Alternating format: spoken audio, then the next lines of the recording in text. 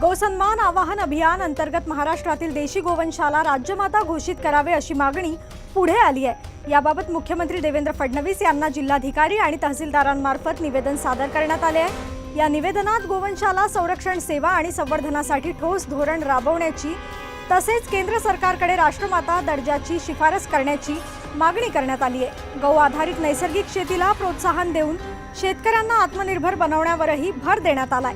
गौभक्त आणि संत समाजाच्या या मोहिमेला सिल्लोड तालुक्यासह अनेक भागातून प्रतिसाद मिळत असल्याचे सांगितले जात आहे। गोमातेच्या रक्षणासाठी सरकारने कायदा करावा आणि गोमातेचं रक्षण करावं यासाठी सर्व देशभर गोभक्त व हिंदुत्ववादी सगळ्या कार्यकर्त्यांच्या वतीनं सरकारला निवेदन देण्यात आलेलं आहे।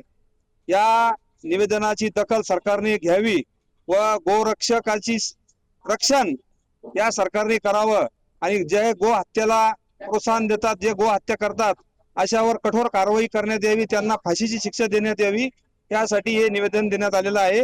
मी आज या सिल्लोड तहसीलच्या वतीने आपण हे निवेदन या ठिकाणी तहसीलदार माननीय बनकर साहेब यांना दिलेलं आहे। तर या कायद्याचा सिल्लोड तालुका आणि सर्वत्रच पूर्ण देशभर या कायद्याचं योग्य अंमलबजावणी व्हावी यासाठी या निवेदनाच्या वतीनं सरकारला आम्ही इशारा दिलेला आहे। यावरही कारवाई जर नाही झाली तर यापुढे यापेक्षा तीव्र आंदोलन या ठिकाणी करण्यात येईल।